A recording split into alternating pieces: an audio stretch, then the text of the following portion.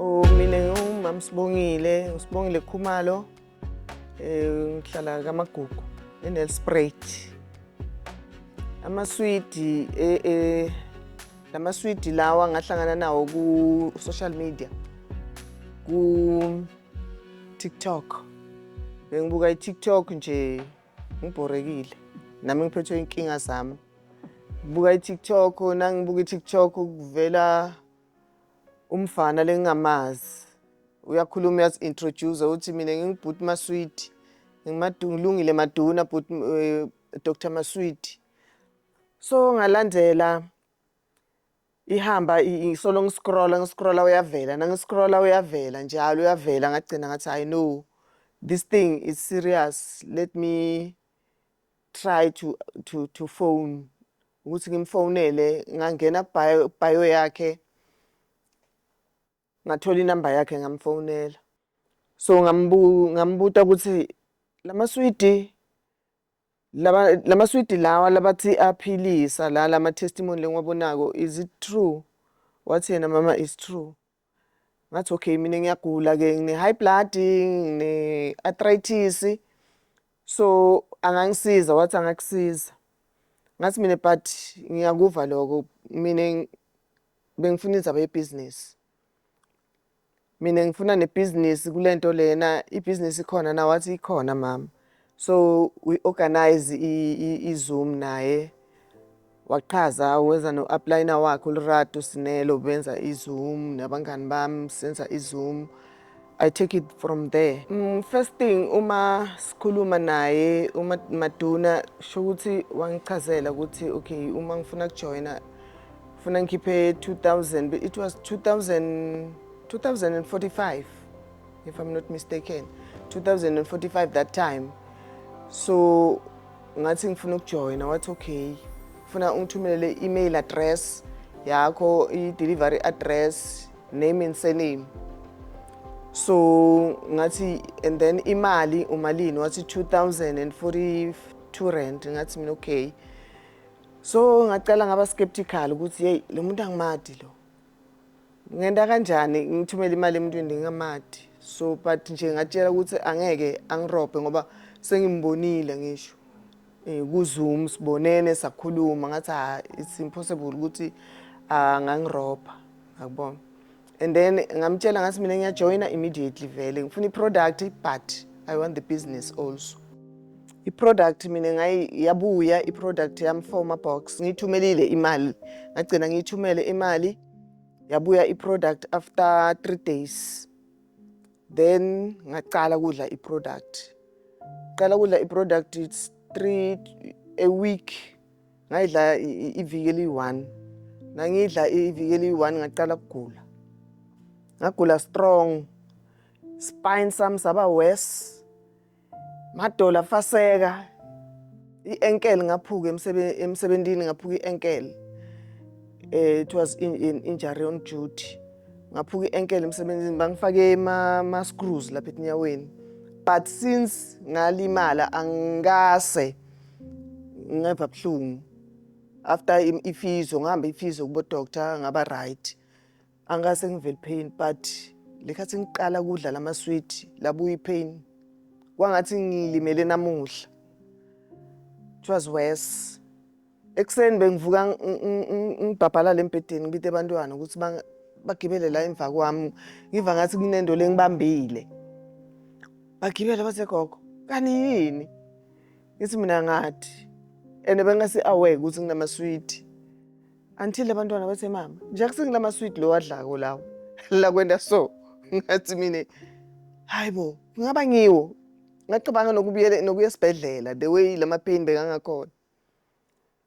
Bathi bona no, ngilento yakho lo idlako le. Ngase ngifonela Maduna ngiyambuta ngithi hey yendoda manje lamaswidi entana njalo vele lokhu lengikuvako. Wangihleka wathi mama it's a healing process, awuguli. Dlana amaswidi uyoba right. Ngawadla amaswidi angizange wayekela, ngawadla amaswidi. Pain la liyafade every day, liyehla kancane liyehla le pain until it's gone. La nyamalala le pain till today. It was very difficult. Bengaphakamisi udoctor bekasangitshelile ukuthi ngaphakamisi something le heavy lethi 5 kg, 5 kg ngayiphakamisi. Ene bekufanele ngiboshwe libhande. Le bhande lelibopha laba labaphethwe ma spine. Bathini ibrace. Bekufanele ngibophe ibrace ngathi ha le bhande liyangihlula. Liyangihlula ngikhona awukhona kuba free nawubophe lona. Ngathi angeke ngize ngibophe ibrace. But okay, funa ngibe ready for i-operation. Ngicabanga ukuthi i-operation bantu labaningi yabeva bendi operation but sometimes i-operation nabo doctor bayasho is 50-50 chances ukuthi mhlambe it might happen ukuthi ihambe wrong. So ngasaba mina vele bengisaba ukuthi mhlambe ngiqhwalise. Nangithola le sweet ngasina isolution yami. La mhlambe ngila ngiyothola khona kuphila. Ngadla sweet after 4 months ngilidla. Pain lahamba. Bengihlala ngine pain futhi naka left. Bangitshela bo doctor ukuthi ngine high cholesterol. So kufanele ngidle amaphilisi, bengidla ama Redec, amaphilisi chronic medication, nginatha amaphilisi ama blood thinners. But uma ngibuka lama blood thinners, ngibuka ama side effect akhona bekangithusa because bayabhala ngisho eboxini ukuthi ama blood thinners yini ma consequences awo uma uwadla isikhathi leside. So bengiwasaba vele. Bengiwadla kodwa I was so skeptical ukuthi yo ayongibulala ama kidneys lawo. So nale pain ngalendlela belingayo bebangitshela ukuthi ngidla kakhulu bathini ma painkiller ayongibulala ama kidney now. So ngibuke ngala ngidla ama blood thinners, ngidla I chronic medication, ngidla ilona ima painkillers. So konke lokho nakufika kimi kuyowendana. Yabo. So but bengana option because le pain beli severe. Bekufanele ngiwadle lamaphilisi ama pain. So when time goes on, doctor nangiya kuye angichecka i-blood pressure yona yangimangalisa kakhulu ngoba ngafika ka doctor wathi i-blood pressure yami ifane ne teenage. 117/72. Wathi yini lele ngidlako? Yini lelo idlako? Ngathi mina why doctor ubute lokho? Wathi yena hey ngibuta ngoba ngibona lento lengiyibona la. Wathi yena manje na ngicela ungitshele khona lokudlako. Nga disclose bengiwaphethe vele lama sweet ahlala sesikhwameni lama NRM. Asesikhwameni ngawakhipha. Ngathi naku lokhu lengikudlako. Wathi yini le company wangibuza ukuthi company iphi le? Ngathi iAPL Go. Wathi yakuphi? Ngathi yase Russia. Wathi yo I'm so surprised. Wavula i-laptop, wangena ku-laptop immediately. Wachecka. Wathula wangibuka. Wathi no. Ngicela uyekele for a month i-medication. Bese uyabuya.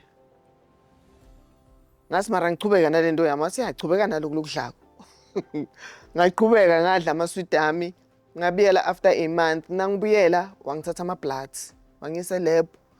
Bangithatha ingadi. Wathi ngibuye the following week for ama results. Ngabuyela for ama results. Wathi no mama, ngicela uyeke i-medication. Yeke nje medication uzozala kimi uma ngabe uyo check up after 6 months. After 6 months uyabuya. Sengiya nge6 months, after 6 months angicheck. Ngoba uma ngithatha ingadi bekafuna kubona athi ngifuna kubona so many things. Ngamane ngithi yekela. Wachecka wathi hayi yekela. Ngicine 2023 September thatha medication. Right. Right.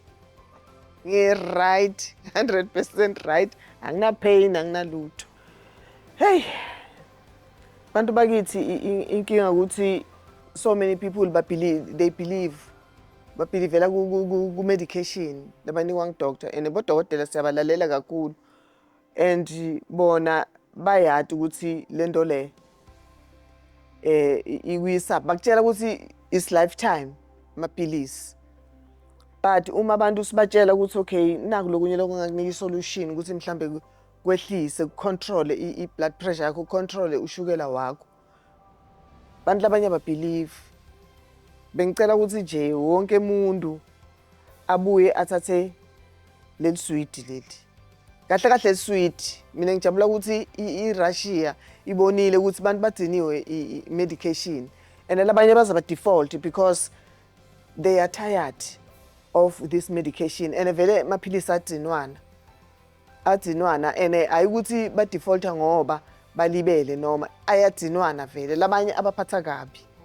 so uma ngabe ufuna kuphila buya ka APL Go uthathe ama sweet kunema iNRM ye high blood neshukela kune SLD ne STP yemathambo iqedza konke ibuyisa synovial fluid ibuyisa cartilage kuma joints phele ama cramps kuphele kuvuvuka kuphele inyawo lesishisako most of the time bantu labaningi uma sesikhulile inyawo sithiphela ngaphandle asitimbathisi tingubo ngoba siyasha so la impilo ila bathi thatha lento ayinabungozi buyani nithathe lento le ayinabungozi nangilala ngoba le spine besibhlungu in such a way ukuthi angikhona nokuguquka nangilala bekufuna nangifuna ukuguquka ebusuku ngivuke ngime phansi ngiguquke ngibheke kule side elinye njalo nangifuna ukuguquka funa ngivuke kurola nje uthi bengeke the way le phenibeni ngalo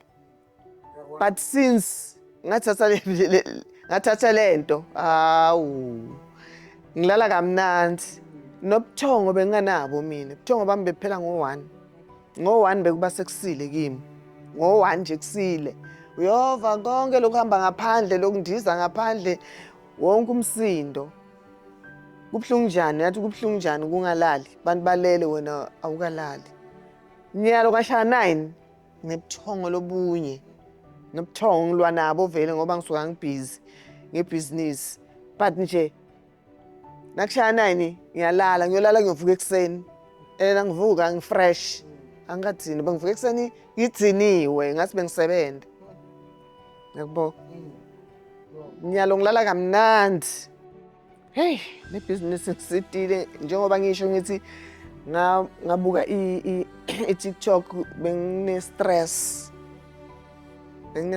mina stress lusokuthi ngihlala ngicabanga ngithi mara njengoba ngihlala la kulenza le ngihlala kuyo we pay bills unobhadala imandi gezi ma services and akusi easy ku expensive and uma ungasebenzi it's very difficult ukuthi afford onke lama bills so ngicabanga ngithi I want something le yongikhipha kulento le yakubona so nangihlangana nale business lapha ku TikTok ngathi this is the thing leyo tshintsha impilo yami and definitely my life has changed a lot noma ngingakafiki la ngifuna khona but lokuningi sekuyendeka manje kulula noma ungena esitolo awusabuka ukuthi compare ama price ungena eShoprite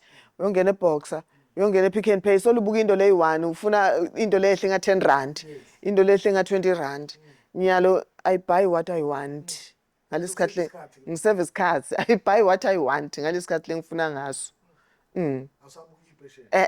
atipesheli hayi ngimane nje ngisibuke special ukuthi okay vele itipeshali siyatibuka but nje no bantu abami ngathi nangijoina le business ngabakhomba ngivuke ekseni ngahamba nefone emakamereni nabo ngathi niyabona lento le ngile yoshintsha impilo yami bathi hey mama wo uqalile bayangathi mina ngene kuma networks lamaningi akangikase ngihole so imali yami ngidlahlile kakhulu so bebacabanga ukuthi nangoke sokuqalile futhi sowungenele enye into manje leyo mdlimali ngabatshela mina ngathi bukelani la ngiyangena you like it or not bathi hayi mama sicela ume shem ungangeni kulento le ngabayekela angizange ngiphikisane nabo mina ngajoina ngale bangibona selifike emaswidi sengiyadla sengiyagijima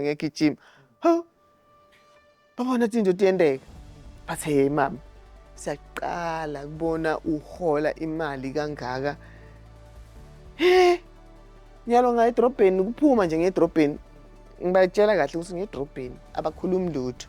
Angibe sedrobheni yakhala phone. Mama sicela ubuye nani ubuya nani? Kushoda ini? Ngithi mina fakani imali. Bathi hayi mama. Hayi mama. Sicela ubuye nalithini. Bayathi vele ukuthi ngobuya nako. Bayathi ukuthi imali khona. Bayathi ukuthi imali khona. So le business mina itshintshile impilo yami kakhulu. Kakhulu ne stress phela uma unganamali uhlala une stress. Uhlala une stress, uyaguga, uyashintsha neskin siyatshintsha. Imali yakurenewa. Yeah, yakutshintsha imali. Hey, it was difficult. Uma ubuilda business is not an easy thing unless kuba libhanoyi. Mabhanoyi bakutshela basifaka imali uzobona. Faka imali, faka 10,000 uthola 50,000 after a week. La it's not an easy business, but uma ngabe uyolalela and do what you are told to do. Ngiyakuthembisa. Uzobona amasingita kwasho mashangana. Yabona amasingita. Le business line magic. One magic yokuphilisa. Yabasita abantu kakhulu. Le business liya demarket. That market umuntu angadlalela sweet ufonela labanye abatshela ukuthi hey mina ngidlela sweet. Sweet lingiphilisile. So ngicela nilandzele. Uva abantu bakufonela. Bafuna sweet. But at the beginning akusi easy kubuilda le business. Ufuna ubuild a team. Abantu bajoyina babe baningi. Banyamalala endleleni. Because bantu abafani, bantu bathi ukuthi uma ajoyina namhlanje kusasa uyahola. La kusinjalo. Akusinjalo akusika easy come easy go. La akusiko ka easy come. Ngoba easy come easy go. Ngoba le business once la kunika imali masinyane, imali leningi. Masinyane liyanyamalala, maningi mabhanoyi lahambile. Lengawajoyina nami. Ahamba. Netimali tethu. So la it's I think it's a lifetime thing then. Because the company in 13 years, uma ngiva 13 years ikhona, this year ihlanganisa 14 years. So South Africa iyohlanganisa 4 years this year. So it means le business is a sustainable business. Uma singena kulo funa sithembe ukuthi we go far. We'll go far ngale business. Kujoyina kwami le business maduna wangitshela ukuthi la mama sithengisa nge-social media, sithengisa nge-TikTok ne-Facebook. Unayo i-Facebook? Ngathi mina Facebook nginayo bangivulela abantwana but angiyisebenzisi because I don't see any need. Ngiyavula nje ngibuke izabate abantu, ngibuke izinto, ngibuke kuphela angiyisebenzisi vele. Wathi yena manje so uyosebenzisa. Ngathi ngiyosebenzisa kanjani mina i-Facebook ngoba ngiyazi lento le. Thina sima BBT thina. Wathi yena mama uzoyifunda. Zokufundisa mina. Hey, it was difficult. But ngiyatshela kufuna la utshele ukuthi lento ngoba uyayifuna le business. You need to learn everything. Everything labakutshela yona lalela. Ube yilena. Ngaqala phasi ngaba yilena mina was a former teacher. I mean a retired teacher. So lesifundisa khona bese baqala introduce ama laptop ngathi la sebaqala lenye into ke manje. Laptop nami asihlangani. Ngiyoyenda njani lento le vele bengibaleke laptop bengayathi. Nefoni benginale phone le yokufona, yokureceiver nokufona. Lokho kwama smartphone kokutoucha benganako. Ngithenge sengiretire leyo. Ngisho emsebenzini wami principal wamangele. Uma wathi wena ne social media ngasi manje mina ngifundisa wena. Mina ngiyokufundisa kunaloko ngakwadi wena. Wathi Qobo, wathi hayi ngiyamangala. Hayi. Wathi hey. So wathi social media wathi bo Facebook wena, wathi bo TikTok. Ngithi TikTok akusile yokubuka indzaba. lezindzaba lehlanya kude abantu mahlanye abantu lagcwele lapha nyalo mina iTikTok ngisebenzisela ibusiness iFacebook ngisebenzisela ibusiness and it's making money, a lot of money. Ngisebenza ngihlele endlini esofeni endlini yami angiphumi ngishiswe lilanga imali ingena ngihlele endlini ngiphuma ngoba sengiya kofakela abantu indodabo ephepho labathengile imali sebayifakile imali seyiku account sengiyofaka very easy. It's an easy business le and as long as you're going to listen to everything that you are taught. But ungafuni kulandzela lokhu labakushoko khohlwa angeke uzuyende le business le but walandzela wangena ku social media wa advertiser imali ingena every day ngikuphi la ungahola khona every day uholaphi yakubona imali mina lengihola la ka APL angase ngayihola ngisebenza ngisho noma ngibonasa angase ngayihola ngiyaqala uhola so uyekile emsebenzini iya sengiretired kugibela indiza mshini ngiqala la ka APL nyalo ngiyahamba ngeTurkey mahala everything is paid in full. So ngiphi le business le nguphi lo msebenzi longakhambisa ngisho noma ngabe usebenza bakutshela ukuthi okay kune trip but kufanele ubhadale imali engaka kuyahanjwa nyalo holiday ngendela nge-APL laba retire bangani bami laba retire labangangami nalabancane bakhona labancane kimi la nyalo lekufanele ukuthi ba retire ba confused ukuthi nyalo ngiyophuma ngendeni ene imali uma ngabe usebenza imali yaka teaching basitshela ukuthi imali yaka teaching is not gonna make you rich imali ukuthi uphile imali ukuthi net uphile you live from hand to mouth ngemali yaka department i-department yasitshela kahle ukuthi nawufuna kuba rich hamba kulenye indzawo la uka wrong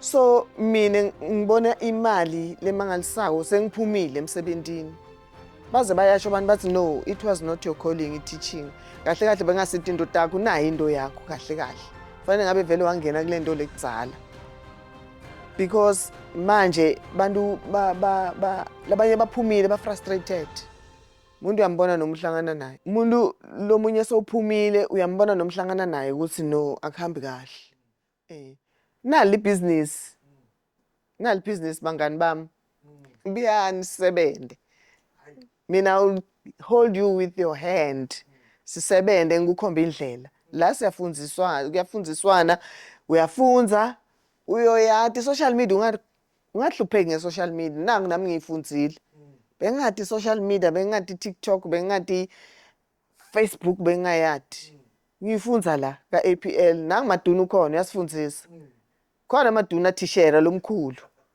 Dr. Maswidi hlala phansi uphumule uyafundzisa noma bathi awukwati kuvuta uzuve